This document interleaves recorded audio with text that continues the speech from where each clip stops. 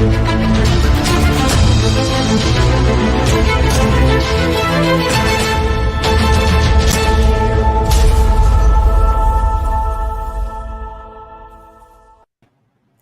everybody. Welcome to this week's edition of UGASports Live. My name is Radi Nabulsi. I am going to be your quasi-host for the next hour, one of your trifecta of personalities, if you will, on this YouTube channel and this Facebook channel. I appreciate everybody tuning in. Please share this with your friends. We'd greatly appreciate it. I am joined by Dayne Young, the all-around technician slash general manager of UGAsports.com. We use him when we need all our scouting done. He does a great job. And, of course, the person you are all tuned in to see, Jim Donnan, former head coach of the University of Georgia Bulldogs, college Hall of Famer, who is hoping to see a few of his colleagues and friends and people he knows join the College Football Hall of Fame. A couple of Georgia guys have been nominated. We touched on that last week's show. But, Coach, everything that it's been hopping at UGAsports.com the last few days. I mean, I got to give a shout out to Blaine Gilmer and Jed May. Those guys are killing it on the recruiting trail. There's been 2 back-to-back weekends of huge recruits coming into Athens, and they've been getting them on the phone. And that's a tough thing to do. When these guys come to visit, they don't always want to pick up the phone afterwards and tell you what their visit was like. But we're getting Jamal Jarrett. We're getting all these guys to answer the phone, tell us about their visit. It's been a ton of information. The board is hopping, but that's kind of what everyone's thinking about. Yesterday, you got a huge recruit. Jed called me a couple days ago, says, hey, this Josh Miller kid's about to flip from Penn State to Georgia. I'm like, I didn't know who he was. And Jed was all over. He's like, I just spoke to him for 10 minutes. I got a story ready to go. When he tells us we're going to run it. So those guys are hopping. Recruiting is going crazy. But what the hell's going on with the players right now? It's 9,000 degrees outside. It's June. The players are back in town. You mentioned all the freshmen that came in on May 31st. What are they doing? What's going on with the team? Because as hot as recruiting is, the players got to be hotter because it's hot as 9 hells out there. Yeah, it really is. But question, do you really believe what those guys are telling Jed and Blaine? Well, I put it to you this way. As long as they say it, well, I'm sure they're talking to other people, but things are looking up for our recruiting, no question about it. We've had what happens usually now because these kids – the recruiting cycles change from December and January visits to the summer, and they usually try to get those really good ones in as quick as they can. So we've had about, I think, 13 one weekend and like 9 the next. So we've had approximately half of the guys that we really want. You can only have 56 visits, and we never actually take all of those, I don't think. But getting back to our own players, which is really – what I like to talk about because these guys are proven, and some of them a little bit unproven because they're just getting here. But this is a really big time for making development. A couple things. You get to learn more about your offense and defensive packages because you can meet with the coaches. But physical and mental development over the summer is huge because you get to lift weights, you get to run, you get to do 7-on-7, you do some outside pass rush drills with offense and defensive linemen.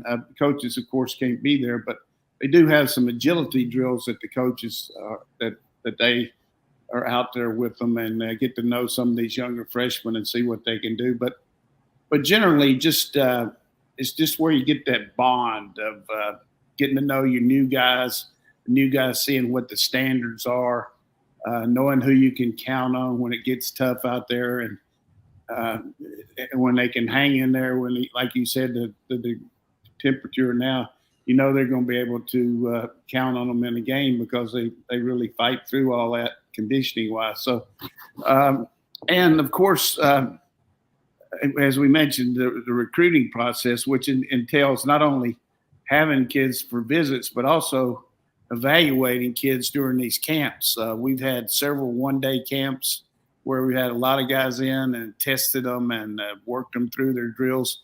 And now they're having the segment where they have 7-on-7, where high school teams throughout Georgia and some of the contiguous states and some people as far away as Florida, I think a group's coming in here from Miami. They like to come up here every year. But the idea is they compete against other teams to see where they stand, but also the coaches can see these kids out there and see their ball skills and their defensive skills against, players of similar talent. And it's just a really good chance to see not only the upperclassmen, but guys that are coming on, like guys going into the 10th grade and 11th grade. So good eval, the whole evaluation is great over the next few days, and very organized too. I mean, they've got officials. Back in the old days, you'd have these 7-on-7 camps, and you'd have the coaches out there, and coaches wouldn't want to make a prospect that you're getting ready to sign mad, so you wouldn't make a call against him. You just let them. No, we wouldn't do that. But now they have, which I always made spare no expense.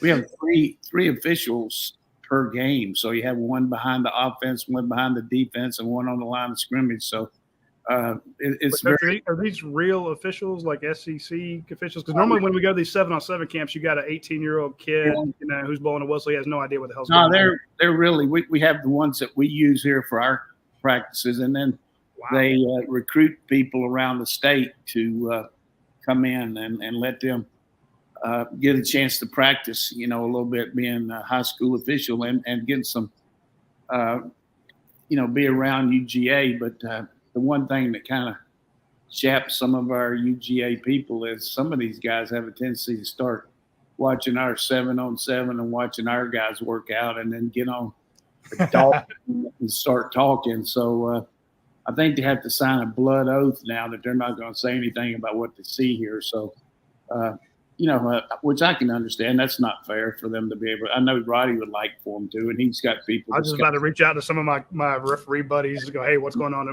What are the players doing? How's Stetson Bennett look? Yeah. So anyhow, that's pretty much the way it goes, and then up through I think June 30th, and then at that time the coaches take a few weeks off, which they deserve, and most of it's led by the strength coaches, and some of the analysts stick around here, but. The next 2 months are critical to your team's development, though. I mean, you've got to work hard at figuring out if some of these young guys can help you on special teams, like you mentioned, those two backs. I think we'll see a lot of them get some good work over the summer and see what their skill set will be. Yeah, we got a lot of questions that have come in. I'm going to let Dayne get a few of those from the dog vent, but just saw a note. Roddy, where are you? I am at the Classic City Eats location out in Watkinsville. It's a fantastic restaurant. Behind me is the golf simulator. You can come out here and actually play rounds of golf. You hit it into a screen. The sensors here measure the trajectory and the power with which you hit the ball, and it uses its algorithm and shows you a video of where your ball would have landed. So if you hit a nice drive down the middle, it goes 225 yards. Or if you're like me and you shank one in the woods, it shows it going off into the woods. So it's a fantastic thing to use when you come out here. I would be doing the show out in the main restaurant area to show you what's going on out there, but this place is absolutely packed. It's a Tuesday in June, and it's too loud out there. It's really a lot going on in the rest of the restaurant. So it's a happening place out here in Watkinsville. So if you get a chance, come to Classic City Eats, get some great food, great drinks, and try the golf simulator when you get a chance. Coach, I wanted to ask you, because a few years ago you said, hey, there's this kid, Jordan Davis. Not a lot of people are talking about him in the recruiting class, but watch out for him. And then after that, it was, well, there's this kid, Jalen Carter. You might want to watch out for him. And then last year, it was, hey, there's this guy, Brock Bowers, that, we've heard something about. But at what point do coaches begin to understand with young guys like that what they kind of have on the roster? Can that be seen in a summer period or be known from their work ethic? Or do you have to really get into that fall practice before that kind of reputation can emerge? Yeah, I mean, you bring out three guys that pretty easy to pick them out. But the one thing about Jordan early on, he didn't have the conditioning that he needed to sustain himself, and they had to work his way on the scout team a little bit more than those other two. But the overriding guys that are just can't miss. It's just hard not to, just go into the dressing room and start yelling when nobody sees you. I can't believe this guy's here. Holy smoke, forward like that. Seriously. And then sometimes you go in there and say, who in the world signed this guy? I mean, so, you got a dud, which, hopefully you don't have many. We haven't had many around here. But I think in the case of our recruiting, there might be a few guys that haven't met the standards that we normally have because we weren't able to get some of these guys to camp because of COVID. And you sometimes you might miss on them, just looking at the tape. But as far as these guys coming in here right now, I mean, when you look at Marvin Jones and Singletary and Humphreys and those guys like that, they're just they can walk anywhere in the country into the locker room and be, among the better players. So you just have to see before I'll make my projection on like the Bowers and things like that, maybe end of July after I get a chance to watch the seven. That's the one thing that I get to do a little bit in July is go over there and watch them a little bit because pretty much my only assignment from Kirby ever is, hey, if you ever have a chance, just go by there and make sure they're working or like they're going to listen to me. But I like to go over there and watch. But you can tell in July. So you don't have to Dayne's question. You don't have to wait until they're out there in August. You can tell over the summer workouts. I'm just talking about the Siscoon Ball guy that just makes you just one guy. I mean, I'm going to put my reputation on the line with that. So, but we'll hold that one for July. But yeah, what's right good now, when you can tell.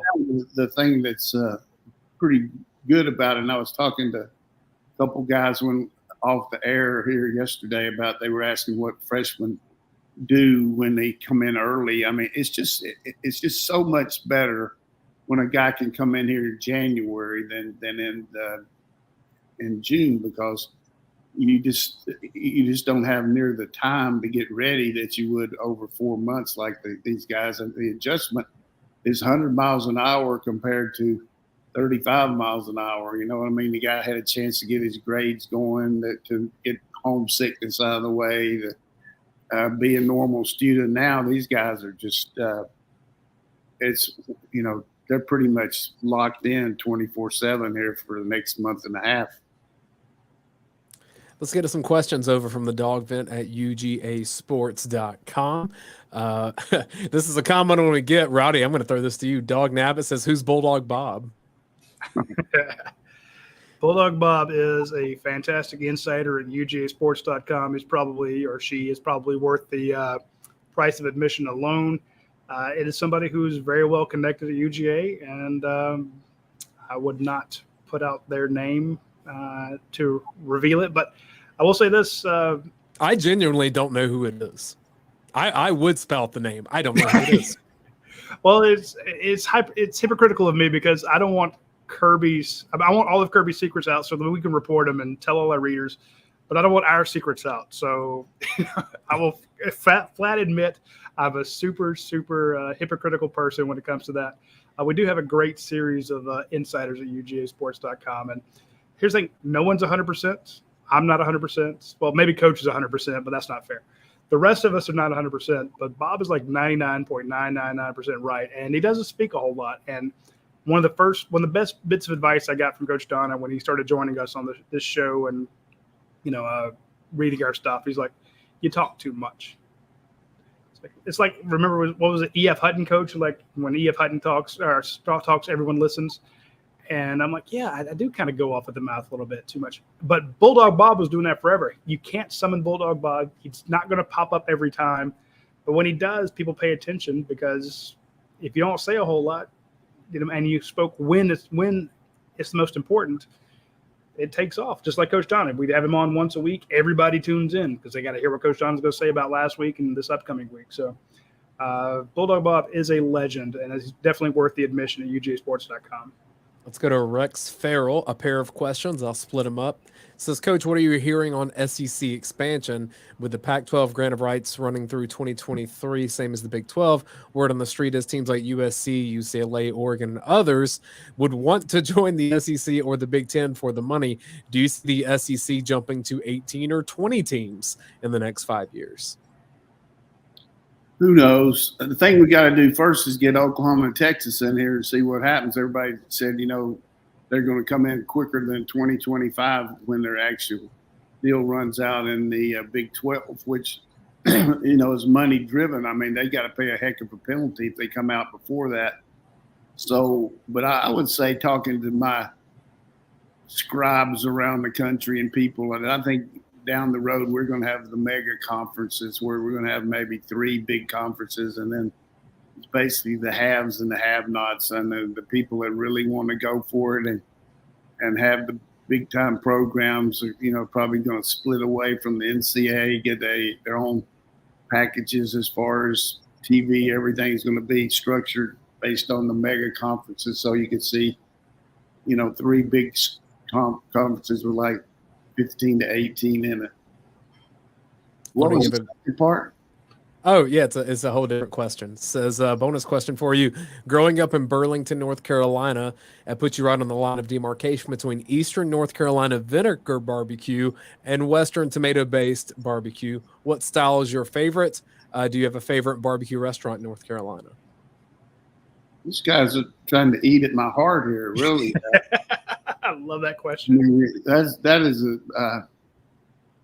I certainly like both of them, but it's just like anything. If you grow up eating one style, then that's what you're going to lean toward. But I like the vinegar based, and I've got 2 really special places I like to eat. I've had Radi go to one of them, Stamey's Barbecue in Greensboro, North Carolina, and also Lexington Barbecue, which Lexington is the capital of the world for barbecue. You got over 15 barbecue places there, but the one that is out there on the 29 Lexington Barbecue, you get a sliced barbecue plate to go down your throat.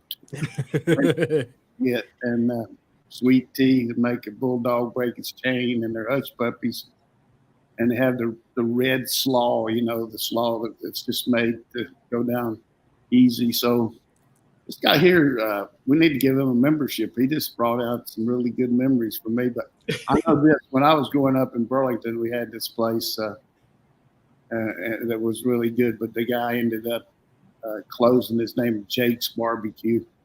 And a lot of us athletes would go over there and eat before practice or after practice, depending on when we could get there, especially in basketball. Because the girls would get to the gym sometime and we'd have it. So we had this guy named Fuzz Carter that would always get French fries with it. And Jake would get mad because Fuzz would use about a half a bottle of ketchup on his fries over there. So, but we, Jake's Barbecue in Burlington, Stamey's in Greensboro. If you want to go on west of Lexington, you can go to Bridger's Barbecue in Shelby. Outstanding. There's a couple barbecue places right off of 85 between Charlotte and Gastonia that are good too. He also, Rex Farrell says, thanks for the recommendation for, is it Bucci's Burgers and Pool Hall in Columbia, Missouri? Yeah, that Bucci's is one of the, that's where we used to have some of our players work there as bouncers, but they got paid under the table, but we didn't know that. You'd have no idea. How would you? Columbia's a lot like Athens. You've been there, Roddy. I mean, it's a real college town. It's a great town. And just not a lot of industry around there. Just very good, halfway between St. Louis and Kansas City, and really good town to live in. It is really good. I want to bring up a story from yesterday. So we were worried. What should I say worried? But I mentioned how Jed and Blaine were getting all these guys to give us a recap of their official visits.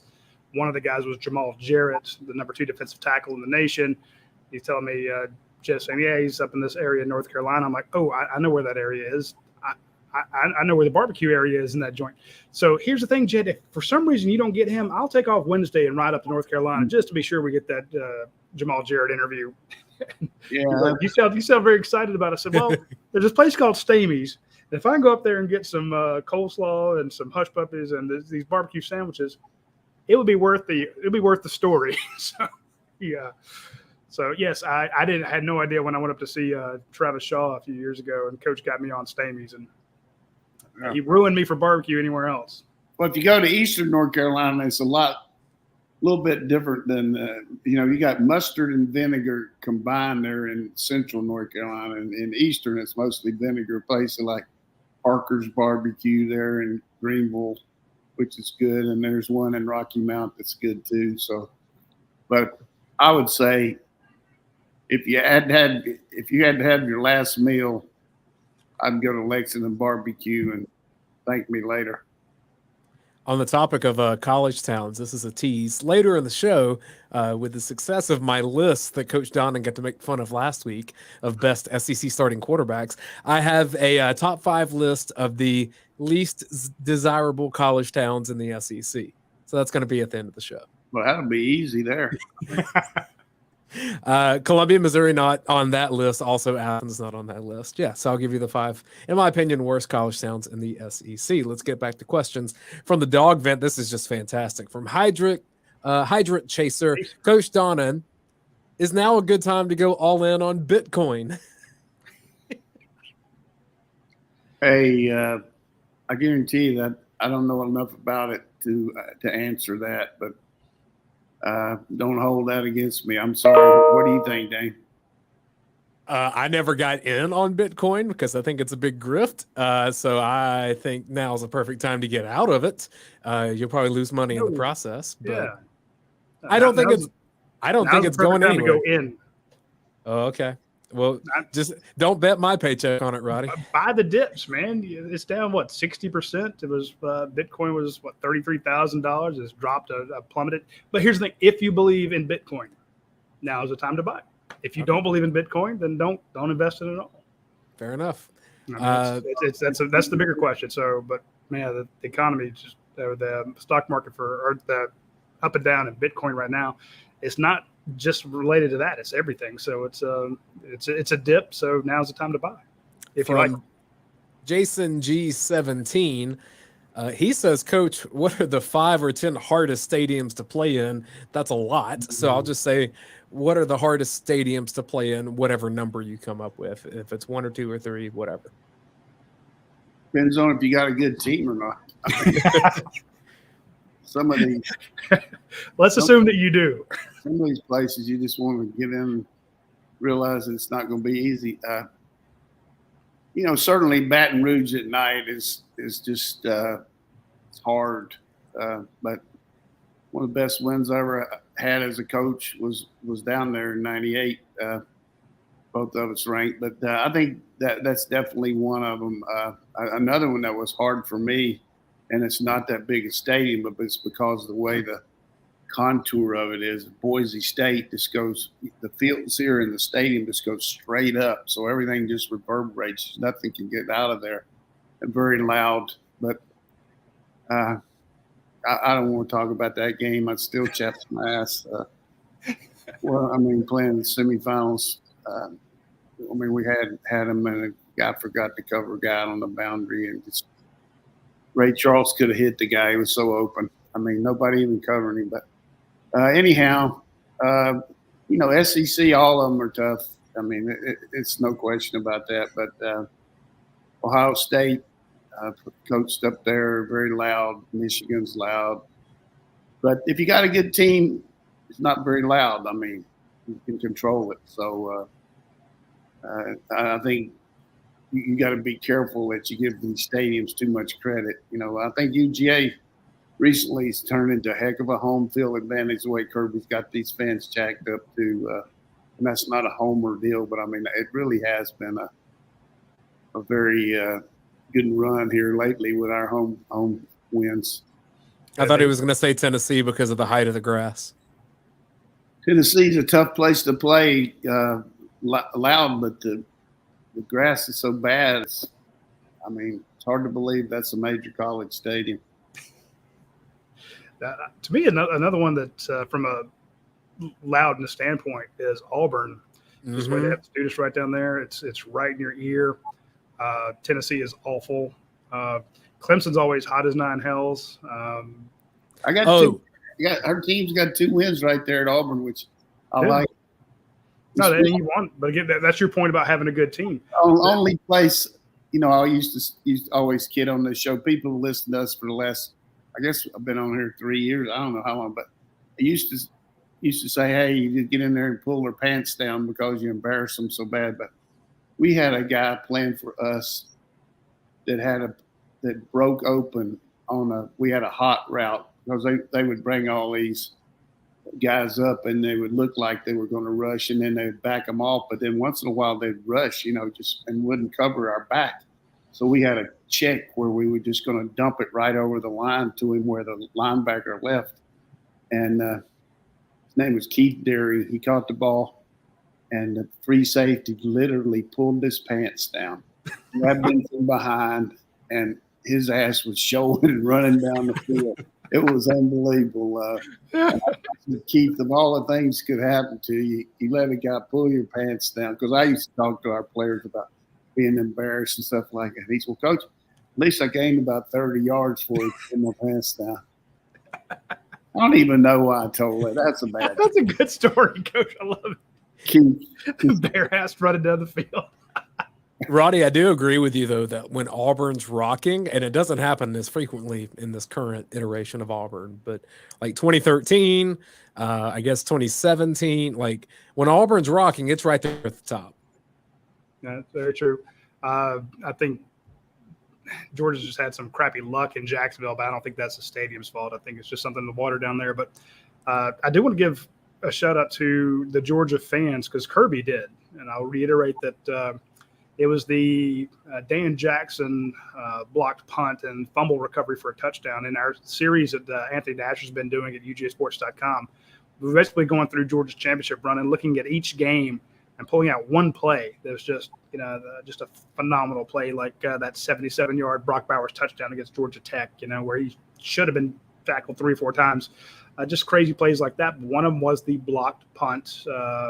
And Kirby Smart, after the game, gave Georgia's fans credit because it was right there in front of the student section. It was so loud in there. You could just feel it, the vibrations, and it messed up the special teams. So you haven't always been able to rely on – I don't say rely. Sanford Stadium can be loud, but it doesn't always affect the game. That's one situation where it did. And I go back to the LSU game when it was so loud in that stadium and Leonard Floyd came through and I think got to Zach Mettenberger. 2013. You couldn't hear a damn thing in that place. I mean, it sounded like a jet engine had landed in midfield. It was just so loud. And I'm thinking, Zach, this used to be for you. Now it's against you. And I kind of felt bad for the kid, because he tried his heart out, but sometimes that stadium just gets sideways with the volume. And it's not always going on, but when it is, it's a tough place to play as well. And Kirby's got him hyped up. I can't imagine what it's going to be like when you go in that first game of the season and Brooke Whitmire announces, here come your national champion defending Bulldogs. That place is going to go sideways. Those Sanford Bulldogs are going to be ready for that one. They're going to be scared crapless. Yeah. One more question from the dog vent, and then we'll take a quick break here. From Billy Zane, what works better, coaching your personnel to do the things that you want to do on offense and defense, or adapting what you do based on the abilities of your personnel? Probably a little bit of both, but does one take precedent over the other? Great question. Well, you always set up your offense and defense, first of all, to what you got to do to beat the best teams in your league. Okay. And then you adapt that accordingly to what your personnel can do. So it might entail one year your defense is going to probably have to get out of their personnel, their own little box a little bit and do more because your offense can't score, and or vice versa. But I would say always adaptability is a real good of an outstanding trait of any coach. You just look at over the years, the ability to change and make and go along with the times, and also stay up with what everybody's doing, and always constantly look at yourself. And I would say number one, though, is always don't beat yourself. Penalties, mental errors, missed assignments, those things are just daggers for you. So I always really tried to work hard on that. Wouldn't it be, though, that if you have a player that's kind of transcendent, that's the exception and not the rule? Like in your case, get Champ Bailey the ball because he's Champ Bailey. Like you find a way to do that regardless of what the offense was otherwise. Oh yeah, you're going to focus on some players that they can make that are difference makers. You don't want to keep just pounding away. But certainly you got things you want to look at to get those guys the ball, no question. It's like this year, we mentioned Bowers. I mean, I guarantee you that people are going to try to take him away from us, but we've got a lot of other people that can hurt you different ways. So that's what's great about if you really work your offense and have the flexibility, then you're going to be a step ahead of the defense usually, because you're going to give them credit for trying to take away things. And so you got to be ready to go with what's going to happen. If they do this is what we're going to do. And Kirby's a real master of that too on his Saturday morning meetings with the coaches that they have projecting the game and doing a lot of what ifs, if we lose the second team snapper, who comes in, they got a list of all these things. And the same thing about if we get a punt block, what are we going to go to right away? And all those things are just a good checklist. And most coaches have that, but I don't think they have near the in-depth one that we have. You talk about being a step ahead, Kirby Smart, and what you want to do with your offense and defense. I want to mention two places that are a step ahead for our readers and viewers. If you get a chance, today is Tuesday's Father's Day is coming up this Sunday. You need to be a step ahead when it comes to getting an item for your father. So I want you to reach out to our friends at Dead Soxy. Go over to deadsoxy.com. Look at all their fantastic socks they have over there. Incredibly comfortable, incredibly well made. They actually use fantastic materials to make their products. They don't fall down. They have the True Stay technology. And I know it seems kind of cliche to get your dad a pair of socks, but being a father, I will tell you, I like my socks, and I'm very happy with it. Socks that my family got me that they're comfortable, and I wear them every freaking day. So get me good socks. Don't give me these crappy ones from Walmart or Kmart or Target. I want good ones. I want some that are super comfortable, and if they feel really good every time I put them on, I'm going to be like, thank you, family, for doing this. The reason I'm mentioning them right now and being a step ahead, it's if you order today and use promo code UGASports. Remember the S on the end, UGASports. You'll get 35% off anything on their website. And you need to do it today because they need to ship them as soon as possible to get them in time for Father's Day. So don't wait till Thursday or Friday and be like, oh, Dad, they're on there. My gift for you is on the way. Do it right now. Or at the end of the show at 1 o'clock. Everybody head to deadsoxy.com. Remember, promo code UGAsports.com. Also, it's Tuesday. You need to get out your phone and get on the UrPie app and hit up order your pizzas from UrPie, order your salads, order your breadsticks, order your sandwiches, order your custom pasta. Hit them up. The peach and prosciutto pizza is out now. It's a fantastic bestseller. Everyone loves it. They only do it in the summer because they actually wait until the peaches are ripe. It's not one of those winter things when you're getting these greenhouse grown peaches. They actually get the really, really good ones. And I know Drew French and Natalie French, when they tried this out, they did it with Georgia peaches. So the peach and prosciutto pie is out. Now's the time to get it, but do it on a Tuesday. Again, be a step ahead because you get double points on your app. And that way you get the free pizzas, the free breadsticks, and all the free gelatos, the free drinks, stuff like that by planning ahead. If you've never had this thing, so this is a seasonal deal, but they do it every year. It's one of their featured pies. And you might be a little hesitant and be like, oh, peaches on my pizza. Go try it, because I ain't gonna lie. It's one of the best pizzas I've ever had. And that's not just because they sponsor our show. I'm telling you, I texted people about this pizza the first time I had it, and I said, it's the balsamic that works so well with the peaches. Yeah, I want to mention one other thing too about UrPie.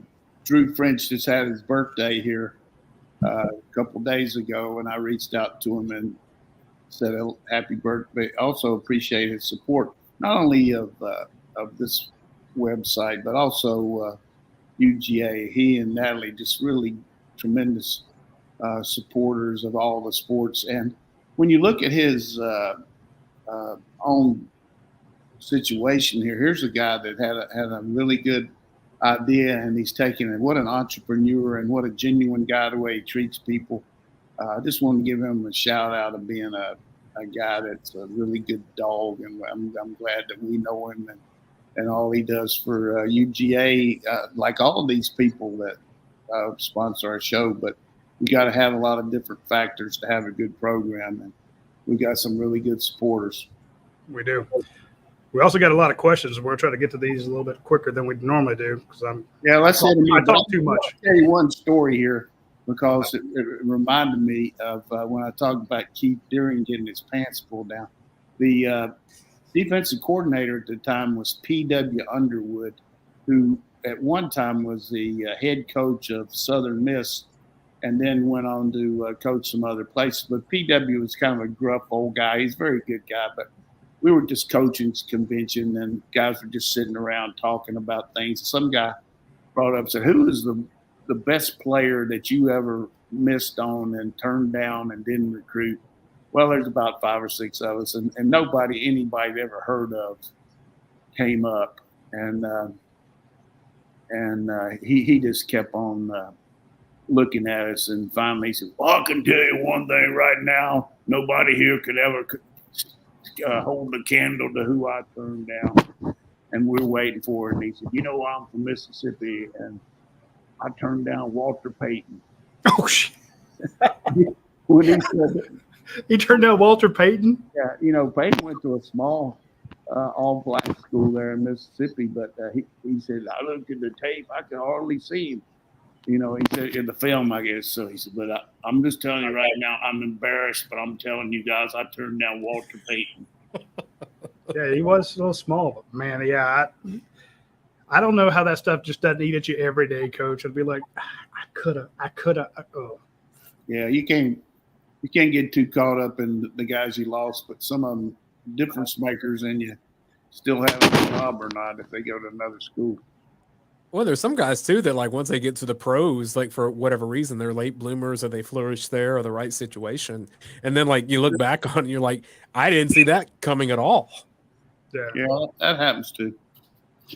All right, let's get to some of these questions. Our buddy Dog in France, I know he watches the show every week, and we appreciate that. He sends us a question just about every week. I think he's about 6 hours ahead of us. 5, 6. Anyway, he says, who will be Georgia's leading receiver this season not named Brock Bowers? A.D. Mitchell. Okay. I'm going McConkey. I'm the leader of the McConkey bandwagon. I'm waving that flag. I'm for him too, but he's going to have to share time with some guys. We're going to get some guys back that have been hurt, and you got a lot of inside receivers playing. But I just think Mitchell on the outside has proven himself, and is the X receiver just going to get more throws when you're jumping all over the tight end and everything. I mean, it could happen. It could happen. We won't have anybody that many because people are going to have a lot of people playing in third and fourth quarter that aren't starters. So y'all like all the shiny new toys. I'm going with Don Blaylock. Hey, Dom's good. I mean, anything we say, we could go back and forth. Let's go on to the next one here. Just say the next tight end. Just say Gilbert. Like if they're going to cover one tight end, go to the other one. That's a good point. He's a third tight end though. Go to Darnell. Let's do it.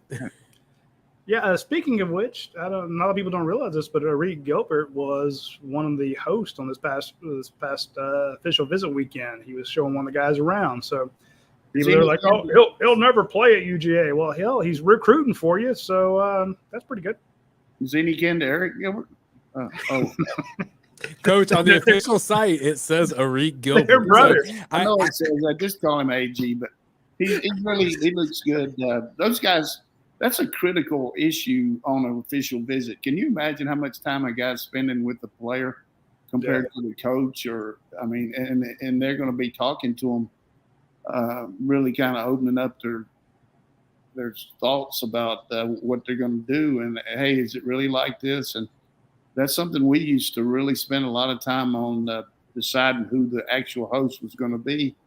And then I'm just divulging here a little bit, but you had a little deal. Let's pretend Roddy is an extra back and Dayne, you're extra receiver. And I'll say, okay, well, at 11 o'clock tonight, I want you to be over here at this place and meet him and just happened to start talking to him. And then at 12:30, Dayne, I want you to be over here at such and such, and just happened to fall in place with him. And tomorrow morning when we're eating breakfast, Jed May, I want you to kind of just do a drop by here.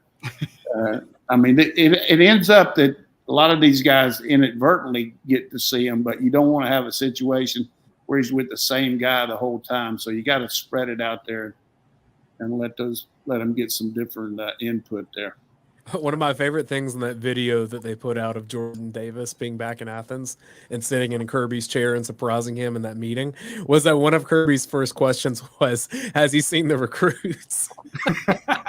That's what we got a guy from North Carolina here. Go talk to him. I just happened to see JD when he was walking in there to the training room, and everybody. His bubbling personality. He just speak to everybody in the room. You know what I mean? He was just glad to be back, and he's just one of the guys. But I forgot to ask him how he was getting along with Stacy Rocker. I mean, that's his position coach. Oh yeah, Tracy Rocker winds up getting Tracy. My bad. Stacy might be kin to Reed Gilbert. He busted my balls the whole show. Well, Stacy instead of Tracy, but if he'd have stayed here, I'd have called him Tracy. There you go. 21 Dog says, Coach, which assistant coach did you learn the most from?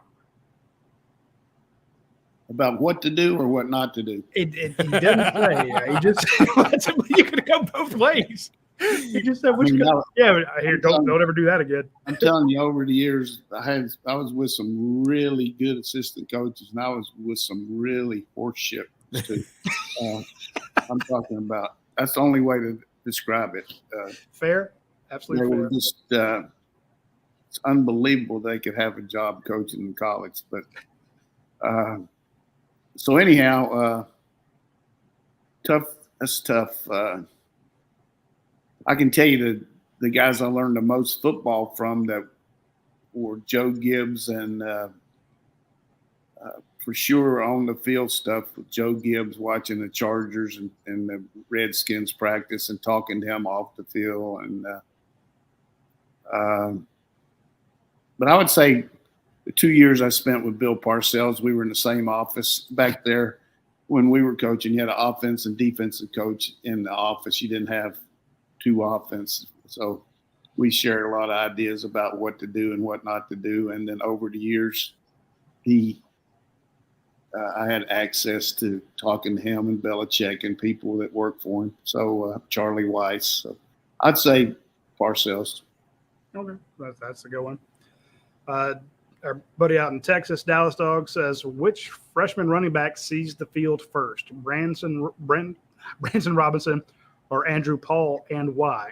I know who he wants us to say because Andrew Paul's out from that Texas way, but your thoughts, Coach? I think it depends on which special teams go out on the field first. Both these guys are going to get on the field quicker, special teams wise, whether it's being a kickoff return part of the wedge or actually returning it, punt return, cover, something like that. But they got three guys ahead of them. Going to be hard to move in there right away with those guys. But I think both of them got good skill set. I talked to Del McGee early last week after they got here. He said that he's real happy with both of them. So he wouldn't say that if he wasn't. So, I think they don't get to see them do ball drills and stuff unless they just happen to be walking by when they're doing the 7-on-7s, which occasionally happens. But you didn't catch that, Roddy. So I didn't say a word.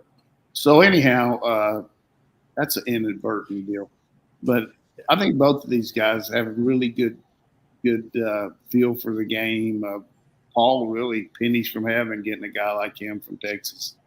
And we all know about the strength that the other guy has. So we're going to be really good back. I think people have no idea how good McIntosh is with his skill level. And then Milton is just ready to branch out. And, Edwards is a good little change-up guy.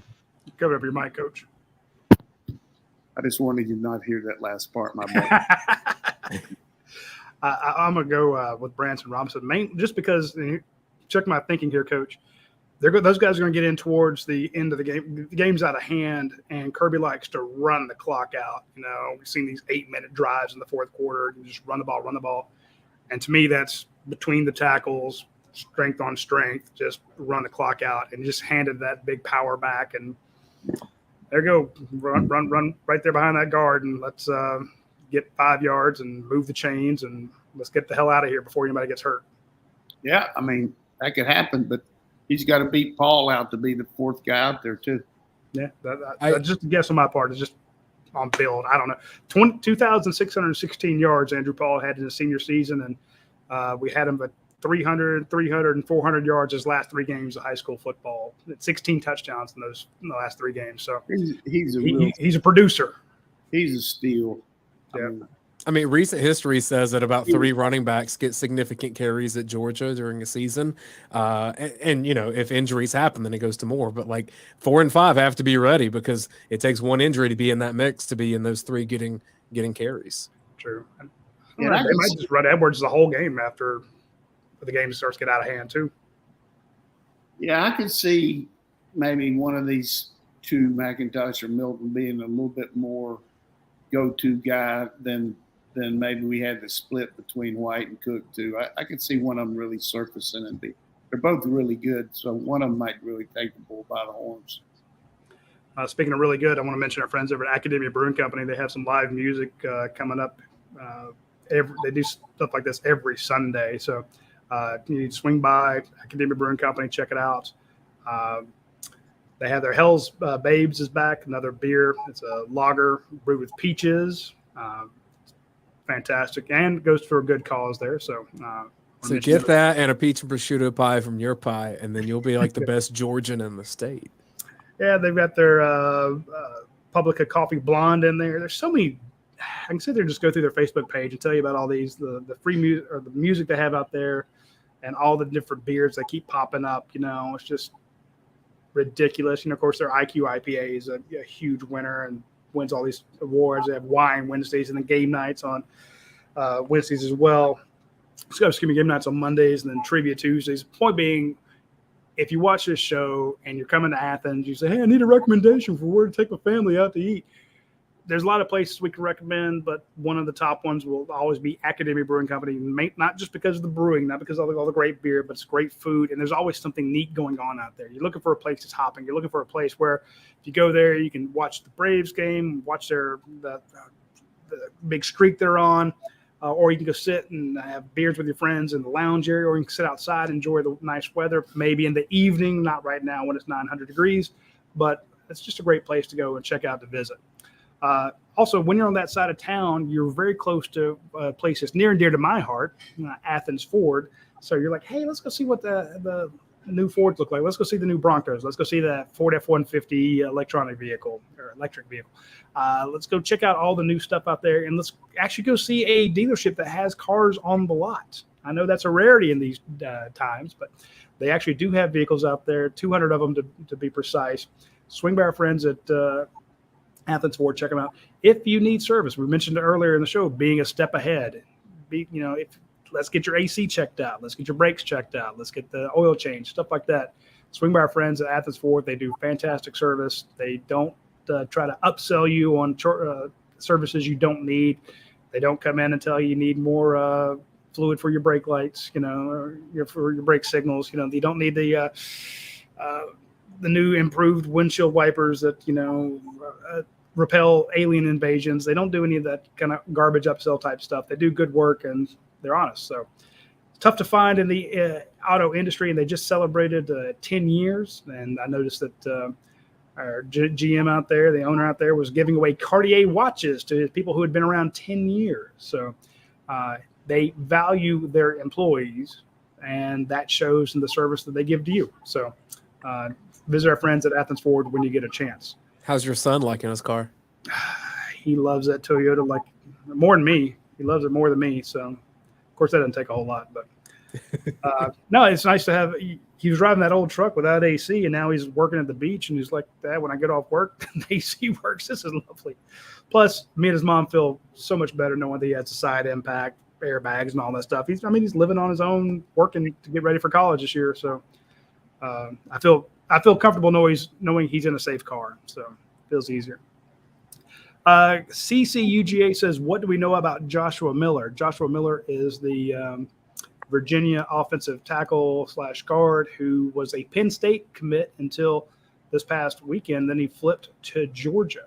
So that was the big news yesterday at noon, or noon 30. And what we know about Joshua Miller is Georgia likes him as a tackle, guard, or center. That's the kind of the buzz going around that we heard, was that he could do multiple spots.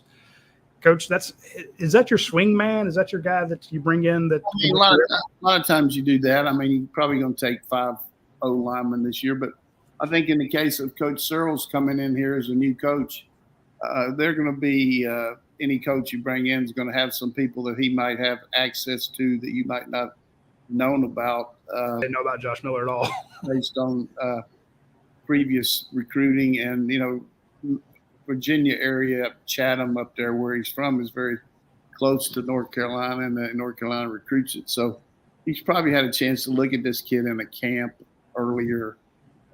And then he came to ours and really kind of wowed him a little bit. He's not ranked that high at this point, but he's from such a small school. It's hard to have a ranking going into your junior year like that. I think we're going to see him move up in the rankings just because of what I've heard from our coaches and other people about how he worked out here. Kind of like what happened with when we got the kid from New Jersey. Everybody's wondering why we took him from Penn State, the guard that's doing pretty good for us. Willock. Devin Willock. So you just never know what propels that. But I always felt like if a coach that has that position, and let's say I'm the head coach and you're trying to sell me on a kid that's up in the air, if he's ready to jump up on the table and stake his reputation, so to speak, that this is what you want in a player, kind of like what Pittman did, changing the style here, bigger guys and more mass and all. I think that's Kirby wants to work within the framework of the assistant coach too. And if Stacy wants the guy, then that makes a lot of difference. And I know Penn State's not too happy about it, but I've heard some good behind-the-scenes stuff about this guy's a kind of a sleeper from the standpoint of national knowledge about him. But we don't really take guys like that unless they work them out here. He came to our camp and did a good job. So, and Kirby spent a lot of time recruiting him. So, I mean, he got Kirby Smart's attention. He's a big guy.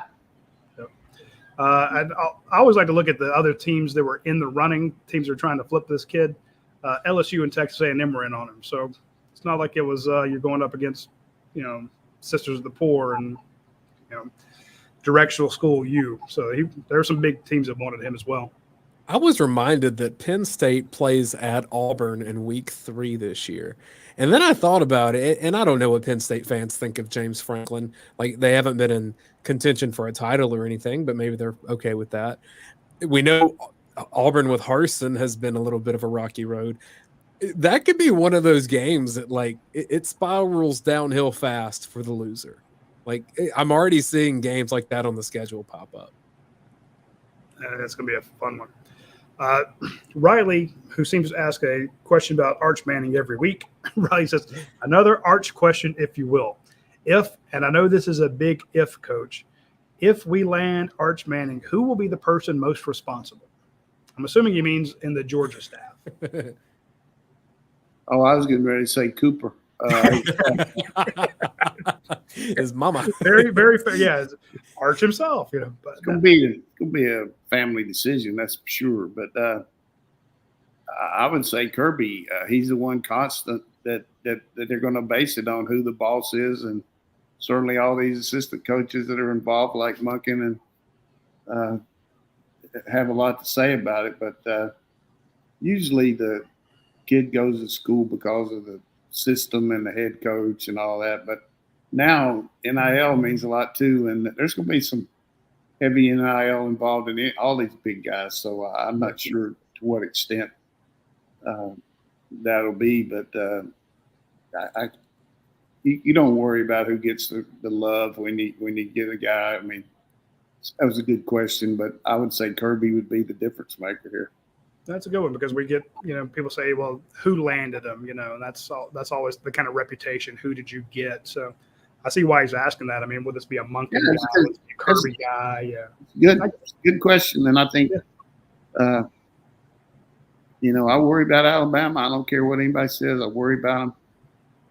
Hard to beat them. I mean, look back over the years. How many guys have we beat Alabama on? I mean, it's hard. It is. And I'm not going to rule out Texas. Well, everybody knows that. No, I'm just saying I won't rule them out. It's not. I just don't. Everyone's like, oh, well, Georgia's ahead of them. I'm like, you don't know that. Why do you keep saying that? Just relax. Let it play out, folks. You don't. I don't need the people guessing on a horse race when the kid hasn't decided yet.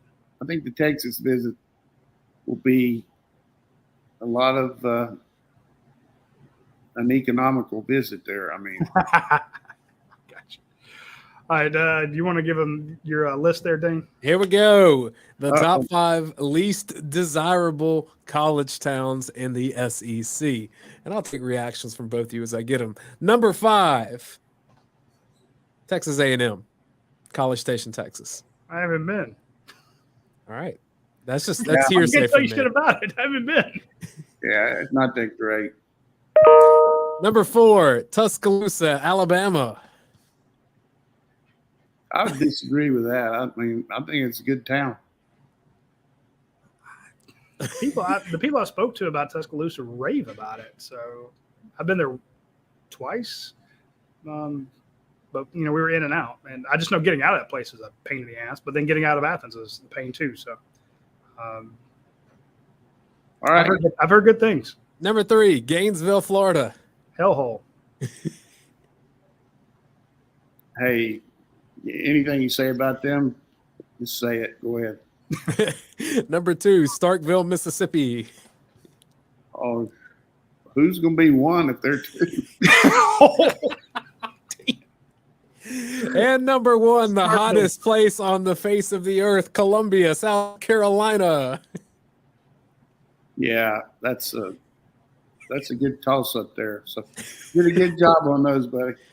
All right, so my list got better from last week when Coach gave me all kinds of hell. That was very, very good. I want to defend the Columbians, the South Carolinians. It has good parts of town and bad parts of town, but I always give credit to the South Carolina fans who were filling out that stadium when they were going 0-11. They do a good job. The fans are great. They are good. They are. It's just so hot. That's all it is. It is. It's just so hot. Well, it's always Georgia always faces them, in like the August 31st, September 1st. Like, get that game back. Maybe feel a lot different, if you're going there in like November 18th or something like that. We got to go there early September this year, right? Yeah, play it at 8 a.m. Like, I don't care. Wake up football. Let's go. Well, it's not so much the heat. And Coach, back me up here if I'm right. Ignore me if I'm wrong. It seems like every time Georgia plays over there a big game, it rains. You get this thunderstorm come through, and it pours down, and then the teams leave the field for a minute, and they come back out, and it's just humid and wet and gross. Yeah, that's true. And I remember when we had to play the game on Sunday, they called one off. And yeah. I forgot all about that. Hurricane, but I mean, it was unbelievable. But bad weather in that city. It's going to be interesting to see the paradox here of the second year for Josh Heupel at Tennessee and Coach Beamer at South Carolina, because they both had significant improvement from the year before for both programs. It's going to be interesting to see how they can sustain that. Who's going to be able to make that, keep it going like they did. And, both fan bases are just all in right now, but you know how they can jump off pretty quick. But that's true. I mean, that number 3 spot in the SEC seems to be up for grabs. Like Georgia's in the East. Georgia's at number 1. I think Kentucky's proven it's the second most consistent team in the league the last couple of years. What happens after that? Because Florida's up in the air. Yeah, the thing is Kentucky has the quarterback, so that helps. And so does Tennessee. And everybody's shot in the butt about Spencer Rattler. I'm not, based on he's definitely going to. Where's the Oklahoma love, Coach? I He mean, ain't at Oklahoma no more. he was. We weren't on the Spencer bandwagon. We weren't on his bandwagon out there. But we'll see how it goes. But one last question here. What we got? Is it time to leave? No, that's it. We're gonna leave it there.